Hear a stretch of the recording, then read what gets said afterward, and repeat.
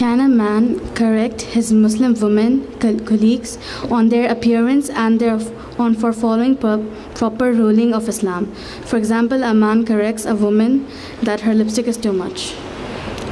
MashaAllah. My sister, what was he doing looking at that lipstick, MashaAllah? The reality is, if politely he reminds a Muslim sister, I don't think to say your lipstick is too much is actually respectful. To be honest with you, if I saw a sister, you know, full makeup and whatever, the first thing I would do, inshallah, I hope Allah strengthens me to just look down, you know. And I'm being as realistic as possible, my brothers. You know, I'm trying to word it respectfully. Don't think that I'm a person who's not a human being. I'm just like you. So inshallah, I try my best to look down, and I wouldn't embarrass that sister in that condition. Not at all. It's the wrong time and place. Astaghfirullah, la hawla wa la quwwata, a'udhu billah. You know, wallahi, what are you doing? You know, the woman will start hating religious people. What are these guys all about? No way. You get an opportunity, you find the right moment, you show them that you care for them as a Muslim sister, and she's not just an object. And slowly but surely, wallahi, sometimes without speaking, it will start improving itself, because they will realize that, hey, you know what, hang on, I am not created by Allah to attract the opposite sex. And to be honest, I've spoken to non-Muslim women sometimes when the opportunity has arisen, and a lot of them feel, no, I feel good when all the men look at me. I get angry when a man don't look at me, man. You know, it happened to me once. We were in an airport in one of the European countries, and I walked past, and there was this woman who was literally dressed to kill, you know. And subhanallah, by the help of Allah, and I'm relating it to Allah subhanahu wa ta'ala, because we are a human being, I didn't even look. It didn't even tickle me. And she actually came up to me a little while later and say, why didn't you look? And I'm like, astaghfirullah, now you want me to look, basically, you know.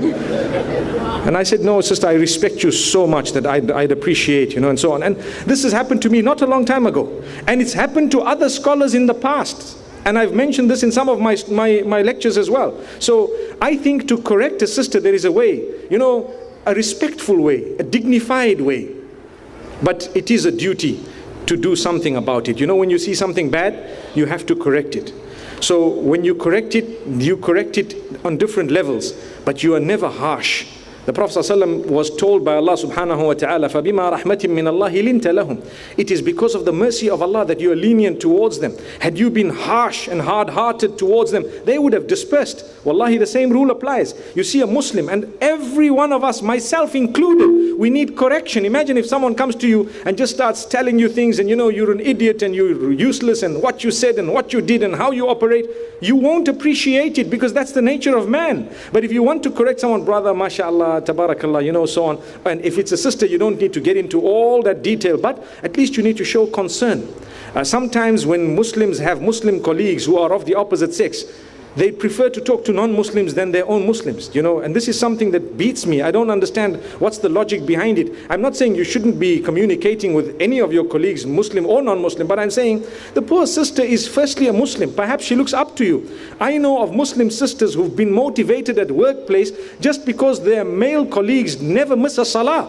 And the sister says, I had a male colleague who never ever missed his salah, and I was so embarrassed because I just used to sit through the lunch and do nothing. And then I said to myself, if he does it, let me do it. And there was no communication. It was just looking. So this is why we say, subhanallah, there is a way of doing things. So it is a duty of anyone, either one, to correct the other, but with respect and with wisdom. You know, we heard the verse beautifully recited earlier on, Ud'u ila sabili rabbika bil hikmah. When you are calling towards the path of Allah, call with wisdom. Don't call with you know, the first thing that comes to your head. Sit, think about it, make dua to Allah about it, ask Allah's guidance about it, then do something. You might want to send a beautiful email. And you know, when you send an email, there's a way of doing things. Because if you just send an email to the same sister who's working with you and say, sister, like the sister just said, you wear too much lipstick at work, and that is haram, as it is lipstick is red and the color of Jahannam is also red. Come come on. There's a way of talking. So you say, sister, mashallah, may Allah strengthen you, may Allah help you, may Allah bless you and your loved ones. May Allah subhanahu wa ta'ala grant you goodness and greatness. I've got so many weaknesses of my own. Please highlight them if you see them. Please do not feel bad that I'm highlighting to you something minor that I believe, if it wasn't my duty as a Muslim, I wouldn't even have bothered.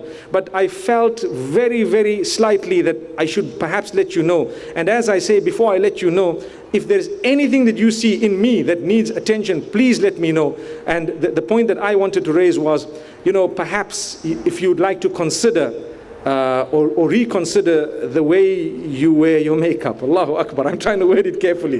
This is just an example based on what the sister's saying. Or it is much more palatable. A person will take it, they'd say, Jazakumullah khair, I appreciate, make dua for me, I thank you, because of how you said it.